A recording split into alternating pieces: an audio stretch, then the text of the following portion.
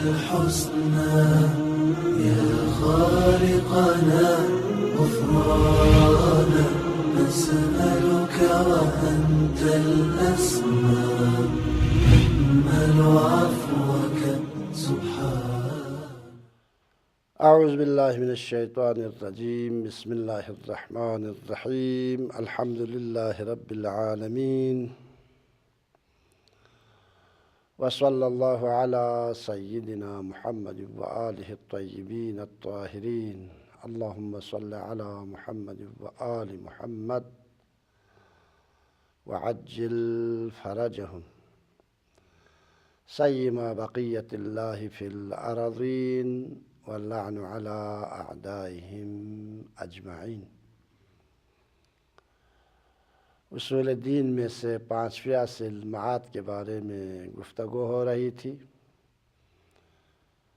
پچھلے درس میں معاد کے معنی، معاد کی اہمیت اور انسان کے دنیاوی اور اخروی زندگی میں معاد کے آثار کے بارے میں مختصر گفتگو ہوئی.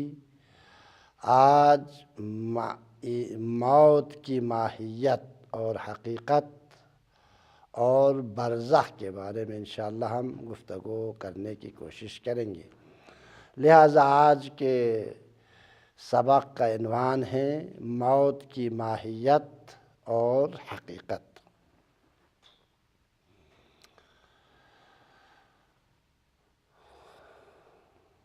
اسلام کی نظر میں، دین مبین اسلام کی نظر میں موت فنا نہیں ہے.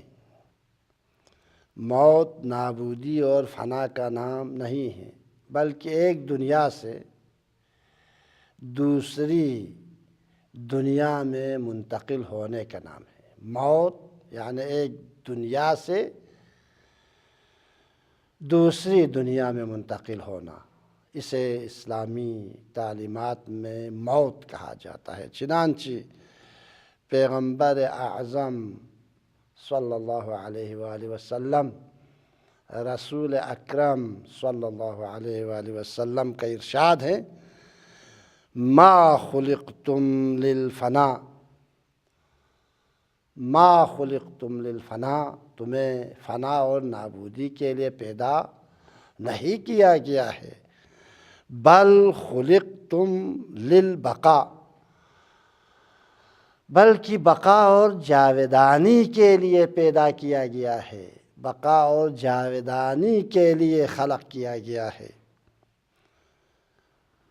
تو پھر موت کے بعد کیا ہوتا ہے؟ فرماتے ہیں وَإِنَّمَا تَنْقُلُونَ مِنْ دَارٍ إِلَى دَارٍ، موت کے ذریعے صرف ایک منزل سے دوسری منزل کی طرف چلے جاتے ہو، ایک منزل سے دوسری منزل کی طرف منتقل ہوتے ہو. لہذا موت فنا نہیں ہے، بلکہ موت ایک منزل سے دوسری منزل کی طرف منتقل ہونے کا نام ہے. قرآن مجید میں موت کو مختلف ناموں اور مختلف تعبیروں سے یاد کیا گیا ہے. متعدد آیات میں موت کو نفس اور روح سے تعبیر کیا گیا ہے، اور تقریباً قرآن مجید کی 14 آیتوں میں لفظ توفا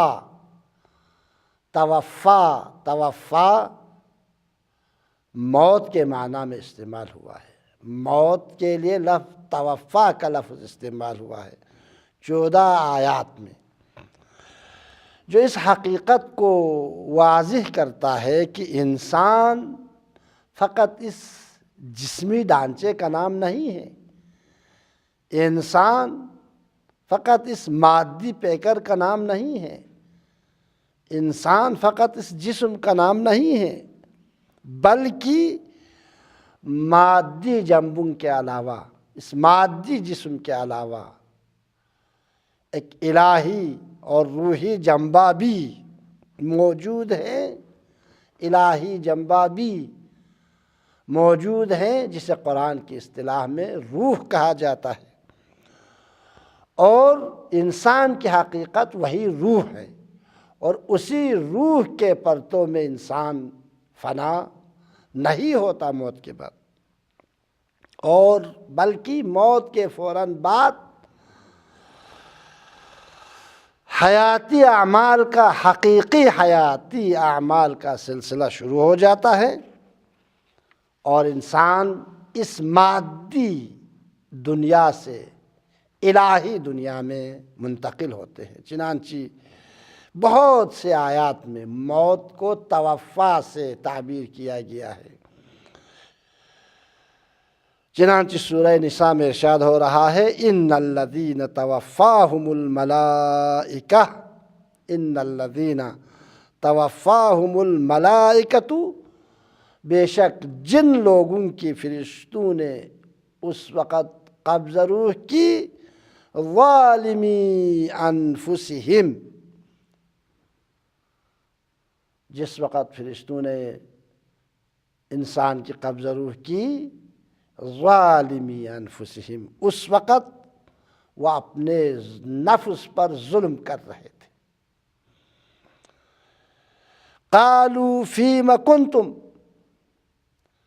جب انسان کی روح کو لے لیا، فرشتوں نے خدا کے حکم سے اس کے جسم سے نکال دیا، تو فرشتوں نے کہا، قالوا، فرشتوں نے کہا اس انسان سے موت کے بعد، فیم کنتم، تم کس حال میں تھے دنیا میں؟ قالوا، ان لوگوں نے کہا، کنا مستضعفین فی الارض، انہوں نے کہا ہمیں زمین میں کمزور بنا دیے گئے تھے، ہم مستضعف تھے، اور ہم زمین پر بے بس اور بے چارہ تھے۔ قالوا، تو ان کے جواب میں فرشتوں نے ان سے کہا، الم تکن ارض اللہ واسعہ، کیا زمین خدا وسیع نہیں تھی؟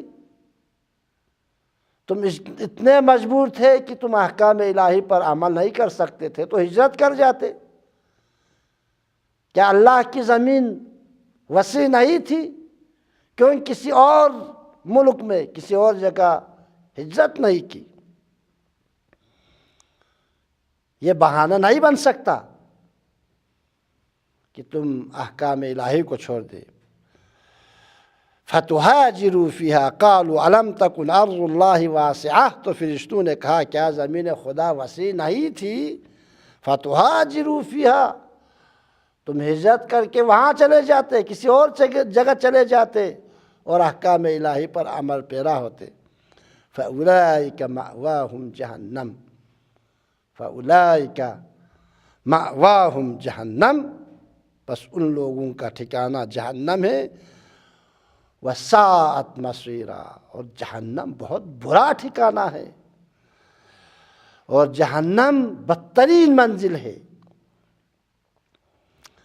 ان آیتوں میں مرنے کے بعد انسان سے فرشتوں کی گفتگو کا تذکرہ ہے، انسان اور فرشتوں کے درمیان گفتگو کا تذکرہ ان آیات میں۔ اس قسم کے اور بھی آیات ہیں، متعدد آیات ہیں۔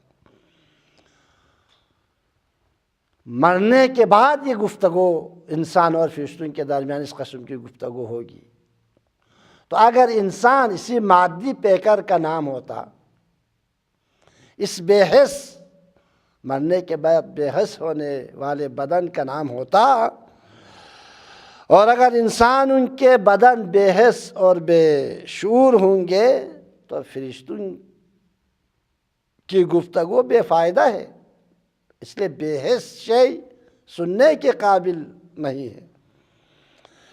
لہذا انسان کی حقیقت ایک غیر مادی امر ہے، جسے قرآن کی اصطلاح میں، اسلامی تعلیمات اور قرآن کی اصطلاح میں روح کہا جاتا ہے، جو فنا اور موت سے دوچار نہیں ہوتا ہے۔ اور سورہ سجدے میں ارشاد فرماتے ہیں، قالوا اذا اضللنا فی الارض، یہ لوگ کہتے ہیں اذا اضللنا فی الارض، اگر ہم زمین میں گم ہو گئے اور مٹی میں تبدیل ہو جائیں، اِنَّا لَفِي خَلْقٍ جَدِيدٍ،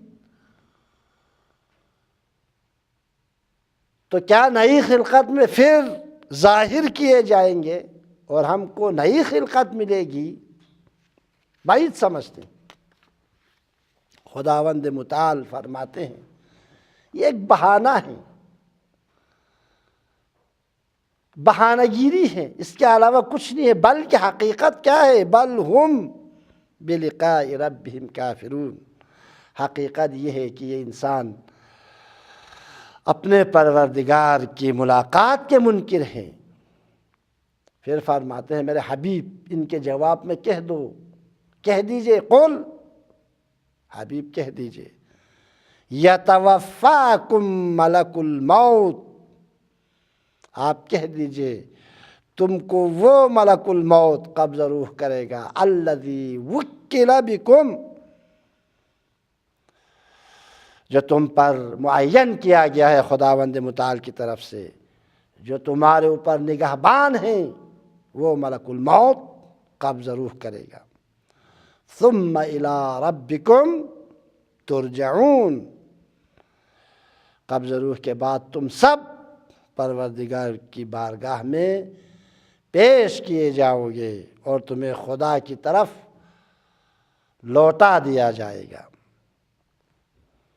قرآن مجید کی اس قسم کی آیات میں منکرین اور معترضین کے ایک اعتراض کا جواب دیا گیا ہے اور ایک اعتراض کا جواب دیتا ہے۔ اعتراض یہ ہے کہ مرنے کے بعد ہمارے بدن کا ہر ذرہ گم ہو جاتا ہے، مٹی میں تبدیل ہو جاتا ہے، خاک بن جاتا ہے، اعتراض یہ ہے،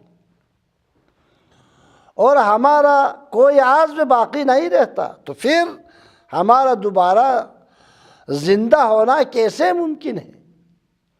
خداوند متعال اس استبعاد کا جواب دیتے ہوئے فرماتے ہیں، قرآن مجید جواب دیتا ہے، ٹھیک ہے، باوجود ہے کہ انسان کے اعضاء بکھر جاتے ہیں، انسان کے اعضاء ناپید ہو جاتے ہیں، انسان کا جسم مٹی میں تبدیل ہو جاتا ہے، خاک میں مل جاتا ہے، لیکن انسان کی حقیقی شخصیت جسے روح کہا جاتا ہے، مرنے کے بعد فرشتوں کے اختیار میں چلی جاتی ہے اور وہ مرنے سے نابود اور فنا نہیں ہوتی، لہذا انسان کی حقیقت کبھی فنا نہیں ہوتی۔ یہ جسم وسیلہ ہے اس روح کے لیے، ذریعہ ہے اس روح کے لیے، ظرف ہے اس روح کے لیے، لیکن انسان کی حقیقت یہ 6 فٹ کا جسم نہیں ہے، بلکہ انسان کی حقیقت روح ہے۔ موت کے بعد انسان کی حقیقی شخصیت فنا نہیں ہوتی، بلکہ اللہ کے فرشتوں کے اختیار میں چلی جاتی ہے اور اس کی حیات کے سفر کا محور بدل جاتا ہے۔ اس دنیا میں مادی جسم کے ساتھ سفر کر رہا تھا، اپنے سفر کو طے کر رہا تھا انسان، اس اخروی زندگی میں سفر کا، موت کے بعد سفر کا محور بدل جاتا ہے اور موت کے بعد ایک نئی زندگی آغاز کرتا ہے۔ یہ ہے موت کی حقیقت۔ موت حقیقت میں انسان کے جسم سے مربوط نہیں ہے، موت انسان کی شخصیت سے مربوط ہے، اور موت کا نام ہے ایک دنیا سے دوسرے دنیا میں منتقل ہونا۔ مختصر یہ ہے کہ موت سے یقیناً اس میں کوئی شک و شبہ کی بات نہیں ہے، آدمی کے بدن پراکندہ ہو جاتا ہے، لیکن انسان کی حقیقت روح ہے اور وہ باقی رہتی ہے اور بغیر کم و کاست کے اللہ کے فرشتوں کے اختیار میں چلی جاتی ہے، جہاں کسی قسم کی فنا اور نابودی کا گزر نہیں ہے۔ اور موت کے وقت، مرتے وقت انسان ایک اور دنیا کا نظارہ کرتا ہے۔ یہ تھی موت کی حقیقت اور ماہیت کے حوالے سے۔ موت کے بعد مرتے وقت انسان ایک اور دنیا کا نظارہ کرتا ہے جو اس مادی دنیا سے کہیں حقیقی ہے، اور جسے قرآن کی اصطلاح میں، اسلامی تعلیمات کی اصطلاح میں عالم برزخ کہا جاتا ہے۔ موت کے بعد انسان عالم برزخ میں چلا جاتا ہے۔ لہذا حقیقت میں موت ایک قسم کی بیداری ہے۔ موت سے انسان کے سامنے عظیم حقیقتیں سامنے آ جاتی ہے جن سے وہ اس مادی دنیا میں غافل تھے، اور دوسری طرف موت آنے سے مادی لگاؤ جس کے لیے انسان نے ایک عمر گزاری تھی، موت آتے ہی یہ تمام مادی چیزیں اسے ایک سراب نظر آتی ہے۔ تمام انسانی روابط، چاہے اجتماعی ہو چاہے انفرادی ہو، تمام انسانی روابط ٹوٹ جاتے ہیں، جو انسان کے لیے قیامت سے کم نہیں، قیامت کبریٰ سے کم نہیں۔ اسی لیے امیر المومنین علی بن ابی طالب علیہ السلام نے فرمایا، جو بھی مرتا ہے اور جس کو بھی موت آتی ہے اس کے لیے قیامت برپا ہو جاتی ہے۔ متعدد احادیث میں موت کو قیامت صغریٰ کہا گیا ہے، جو قیامت کبریٰ کے لیے مقدمہ ہے۔ یہ موت کے حقیقت کے حوالے سے، جیسا کہ عرض ہوا کہ موت کے بعد انسان عالم برزخ میں چلا جاتا ہے اور برزخی حیات شروع ہوتا ہے۔ اور برزخ کے معنی یہ ہے، جو چیز دو اشیاء یا دو چیزوں کے درمیان حائل ہوتی ہے یا دو چیزوں کے درمیان فاصلہ ایجاد کر دیتی ہے، اسے برزخ کہتے ہیں۔ اسی لیے موت کے بعد والی دنیا کو عالم برزخ کہا جاتا ہے، اور موت سے لے کر قیامت کبریٰ برپا ہونے تک انسان عالم برزخ میں زندگی بسر کرتا ہے اور برزخی حیات بسر کرتا ہے، اور انسان مرنے کے بعد بلا فاصلہ حیات کے دوسرے مرحلے میں داخل ہو جاتا ہے اور تمام چیزوں کا احساس کرتا ہے۔ موت سے ایسی بات نہیں ہے کہ دنیا کو بلا دیا جائے، دنیا بھول جائے، نہیں، تمام چیزوں کا احساس کرتا ہے۔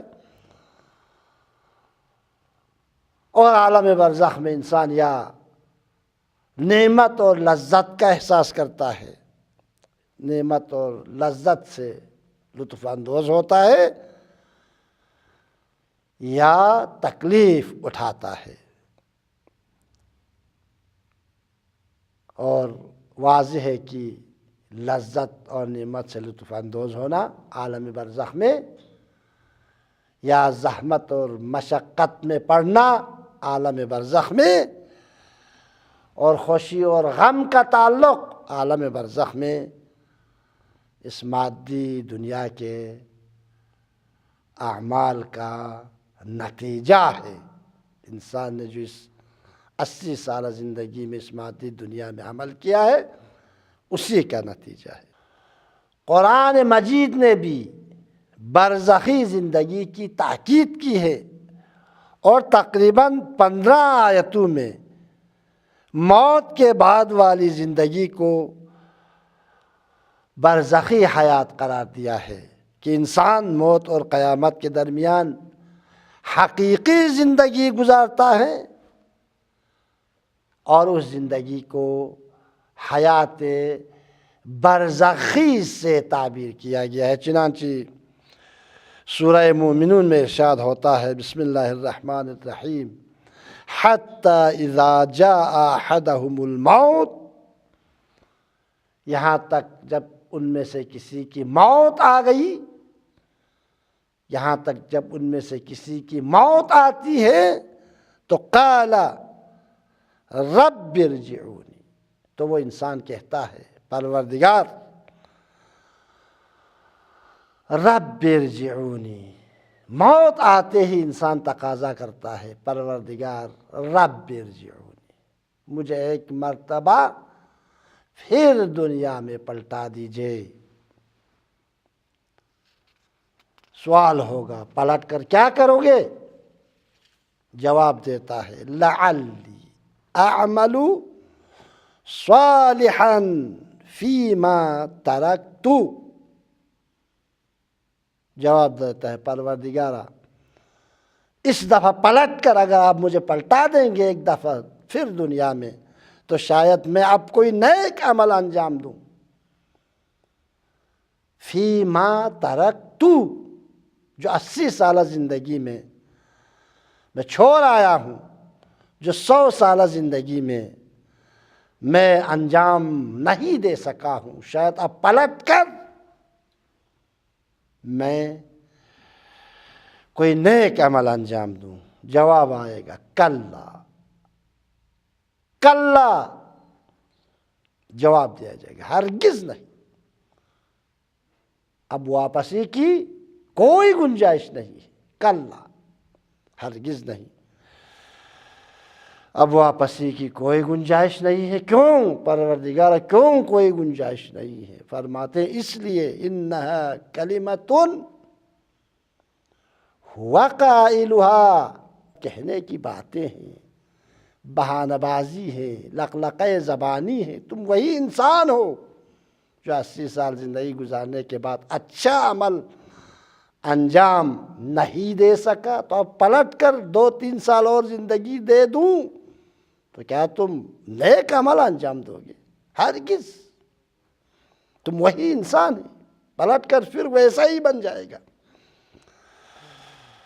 اب پلٹنے کا لہٰذا پلٹنے کا سوال ہی پیدا نہیں ہوتا، پھر کیا کرے پروردگار؟ وَمِن وَرَائِهِ بَرْزَخٌ، جو ہماری بات سے مربوط ہے وہ یہ ہے، وَمِن وَرَائِهِ بَرْزَخٌ إِلَى يَوْمِ يُبْعَثُونَ، اب موت آ گئی، اس کے بعد سیدھا برزخ میں چلے جاؤ، برزخ میں چلے جاؤ، تمہارا ٹھکانہ اب اس کے بعد اِلی یوم یبعثون، قیامت کبریٰ برپا ہونے تک تمہارا ٹھکانہ عالم برزخ ہے، وہاں چلے جاؤ۔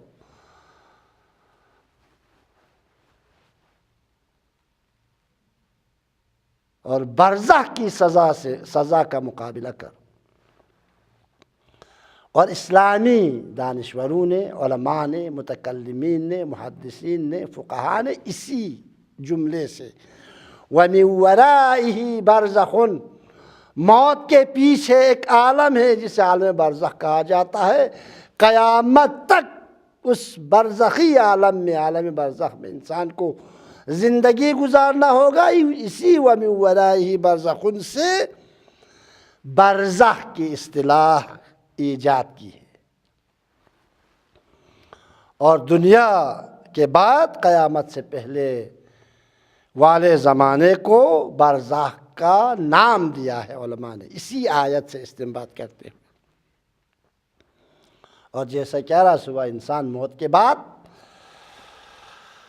قیامت تک برزخی حیات بسر کرتا ہے، اور انسان کی زندگی دوسرے مرحلے میں داخل ہوتا ہے، تب انسان غفلت کی نیند سے بیدار ہوتا ہے اور پشیمانی اور ندامت کا اظہار کرتا ہے، اور دنیا میں لوٹ جانے کا تقاضا کرتا ہے۔ ربی ارجعونی، پروردگار ایک دفعہ، صرف ایک دفعہ لوٹا دیجیے، ایک مرتبہ، 2 سال کے لیے، 1 سال کے لیے، 10 سال کے لیے۔ لیکن اس کو منفی جواب دیا جاتا ہے، کلا، ہرگز، ہرگز، اب واپسی کی کوئی گنجائش نہیں۔ اور واضح ہے کہ انسان کو مرنے کے بعد زندہ رہنا اور برزخی حیات میں زندگی گزارنا اور زندہ رہنا انسان کو موت کے بعد، کہ جس سے دنیا پلٹنے کی تمنا کرے لہٰذا یقیناً انسان موت کے بعد فنا نہیں ہوتا، فنا ہوتا تو پھر دنیا میں پلٹانے کا تقاضا معنی نہیں رکھتا۔ لہٰذا موت نابودی اور فنا کا نام نہیں ہے، بلکہ ایک دنیا سے دوسری دنیا کی طرف منتقل ہونے کا نام ہے۔ حیات کے ایک مرحلے سے دوسرے مرحلے میں داخل ہونے کا نام موت ہے، جسے عالم برزخ اور برزخی حیات کہتے ہیں، اس دوسرے عالم کو۔ اور عالم برزخ کی کچھ خصوصیات ہیں، لہذا عالم برزخ کی شناخت مکمل طور پر ممکن نہیں ہے ہمارے لیے۔ ہم خود سے عالم برزخ کی خصوصیات کو جاننا چاہیں تو ہمارے لیے عالم برزخ کی مکمل شناخت ممکن نہیں ہے، کیونکہ عالم برزخ مادی نہیں ہے۔ اور اگر ہم جاننا چاہیں تو مادیات کے بارے میں شناخت پیدا کر سکتا ہے، لیکن عالم برزخ مادی نہیں ہے۔ لہذا عالم برزخ کی مکمل شناخت انسان کے لیے خود اپنے عقل کے ذریعے ممکن نہیں ہے۔ لہذا برزخ کی شناخت کے لیے صرف ایک ہی راستہ ہے۔ برزخ کی حقیقت کیا ہے؟ برزخ کی خصوصیات کیا ہے؟ برزخ ہے کیا؟ برزخ کی شناخت کے لیے صرف ایک ہی راستہ ہے، ایک ہی راستہ ہے، اور وہ ہے غیب کی خبر دینے والوں کے کلمات، اقوال اور گفتار، اور ان سے منقولہ روایات اور احادیث۔ چنانچہ پیغمبر گرامی اسلام اور ان کے پاک و پاکیزہ جانشین ائمہ طاہرین علیہم السلام سے جو غیب سے رابطہ رکھتے ہیں، جو سب کچھ عالم غیب سے حاصل کرتے ہیں، پیغمبر اکرم صلی اللہ علیہ وآلہ وسلم، پیغمبر اکرم اور ائمہ طاہرین علیہم السلام کی روایات سے، احادیث سے معلوم ہوتا ہے عالم برزخ کی وسعت تمام زمین و آسمان عالم برزخ کے سامنے ایسے ہیں جیسے بیابان کے مقابلے میں ایک دائرہ۔ اتنی وسیع دنیا ہے عالم برزخ، روایت سے استفادہ ہوتا ہے۔ یہی نسبت اس مادی دنیا اور عالم برزخ کے درمیان ہے۔ عالم برزخ ایک وسیع بیابان کے مانند ہے، اور یہ دنیا ایک دائرے کی مانند ہے اس وسیع بیابان کے بیچ میں۔ اور بالکل یہی نسبت رحم مادر اور دنیا طبیعت کے درمیان ہے۔ اس مادی دنیا اور رحم مادر میں جو جنین رحم مادر میں زندگی گزار رہا ہوتا ہے، اس رحم مادر اور اس دنیا کی نسبت بھی وہی ہے۔ اس وسیع مادی دنیا کے مقابلے میں رحم مادر ایک دائرے کی حیثیت رکھتا ہے۔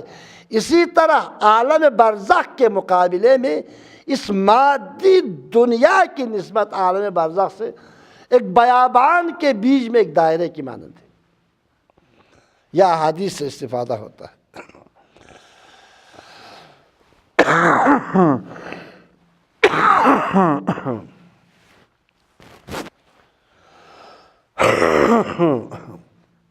لہذا جس طرح رحم مادر میں زندگی گزارنے والا جنین شکم مادر سے باہر کی دنیا اور اس کی وسعتوں کو نہیں جان سکتا ہے، بالکل اسی طرح اس مادی دنیا میں، اس مادی زندگی میں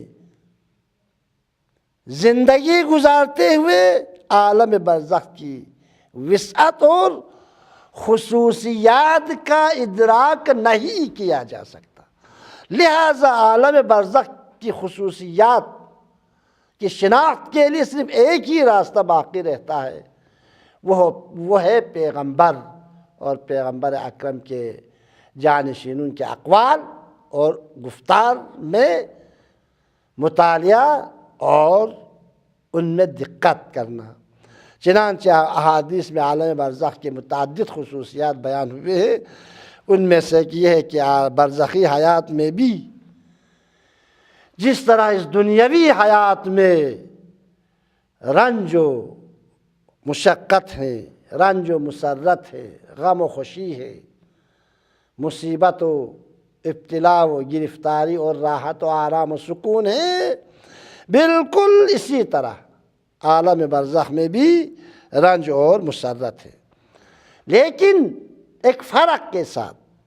اس دنیا کی تکلیف اور لذت، خوشی اور غم عالم برزخ کی لذت اور خوشی اور غم سے موازنہ نہیں کیا جا سکتا، اس لیے کہ دنیا کی تکالیف اور لذتیں مادی ہونے کی بنا پر محدود ہے، برزخی حیات کی لذتیں اور رنج نامحدود ہے۔ یہ ایک خصوصیت، دونوں میں رنج و علم ہے، دونوں میں خوشی اور غم ہے، لیکن قابل مقایسہ، قابل قیاس، قابل مقابلہ نہیں ہے، اس لیے کہ دنیا کی نعمتیں اسی طرح دنیاوی رنج و علم محدود ہے، چونکہ مادی ہے، دنیا خود دنیا محدود ہے، لیکن عالم برزخ کی خوشی اور غم نامحدود ہے۔ یہ ایک خصوصیت۔ برزخ میں حساب و کتاب ہے، دنیا میں حساب و کتاب نہیں ہے، برزخ میں حساب و کتاب ہے۔ پیغمبر گرامی اسلام اور ائمہ طاہرین سے جو احادیث ہم تک پہنچی ہے، ان کے مطابق عالم برزخ اور قبر میں انسان سے سوالات ہوتے ہیں، پوچھ گچھ ہوتے ہیں،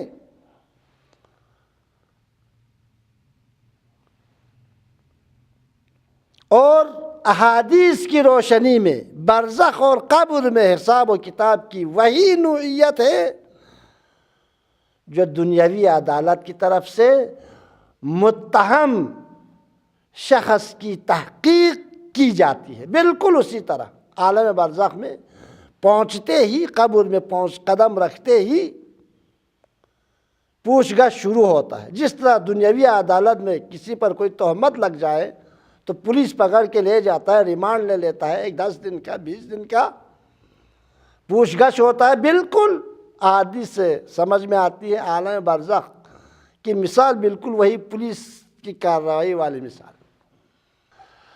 لہذا عالم برزخ اور قبر میں انسان سے صرف ایمان اور عقیدے کے بارے میں سوالات ہوتے ہیں۔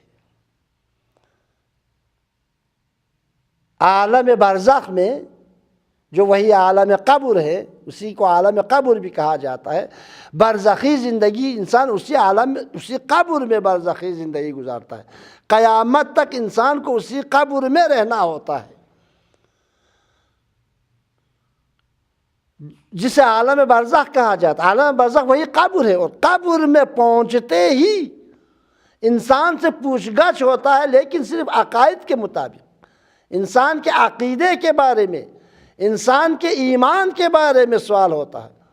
ممکن ہے 10,000 سال عالم برزخ میں انسان کو رہنا پڑے، لیکن پوچھ گچھ کے بعد انحرافی عقیدہ ہو تو اسے سزا دیا جاتا ہے، تا قیام قیامت تک وہ سزا میں مبتلا رہتا ہے۔ بے ایمان اور منافق اور کافر اور مشرک ہو تو اسے عالم برزخ میں سزا دی جاتی ہے، لیکن اگر مومن ہو، موحد ہو، مومن ہو اور توحید، معاد، نبوت، امامت اور قیامت اور عدل الہی پر 100% یقین رکھنے والا ہو تو عالم برزخ میں پوچھ گچھ کے بعد نعمتوں سے نوازتا ہے، قیامت تک وہ نعمتوں میں غرق ہو جاتا ہے، قیامت کبریٰ برپا ہونے تک۔ القبر اما روضۃ من ریاض الجنہ، آنکھ بند کرتے ہی قبر میں جاتا ہے، انسان پہنچ جاتا ہے، اور یہ قبر یا تو جنت کے باغوں میں سے ایک باغ ہے، اور حفرۃ من حفران النیران، یا جہنم کے گڑھوں میں سے ایک خطرناک گڑھا ہے۔ عالم برزخ جہاں پہ ارواح رہتی ہے، زندگی گزارتی ہے، وہی قبر ہے۔ لہٰذا عالم برزخ کی دوسری خصوصیت یہ ہے کہ عالم برزخ میں پوچھ گچھ ہوتا ہے، حساب و کتاب ہوتا ہے، لیکن صرف انسان کے ایمان اور عقیدے کے بارے میں سوال ہوتا ہے۔ انسان کے اعمال کے حساب و کتاب عالم قیامت میں انسان کو دینا ہوتا ہے۔ خداوند متعال کی بارگاہ میں ہم دعا کرتے ہیں کہ ہم سب کو ان اسلامی تعلیمات میں غور و فکر کرنے، دقت کرنے، سمجھنے اور ان پر عمل پیرا ہونے کی توفیق عنایت کریں، اور عالم برزخ میں، عالم قبر میں جب پوچھا جائے من ربک، تو بغیر کسی جھجک کے، بغیر کسی گھبراہٹ کے ہمیں جواب دینے کی توفیق عطا کرے، اللہ رب، اللہ ربی و محمد صلی اللہ علیہ وآلہ نبی، والقرآن کتابی والاسلام دینی وعلی واولادہ المعصومین امامی، کہنے کے ہم سب کو توفیق عنایت کریں۔ والسلام علیکم ورحمۃ اللہ وبرکاتہ۔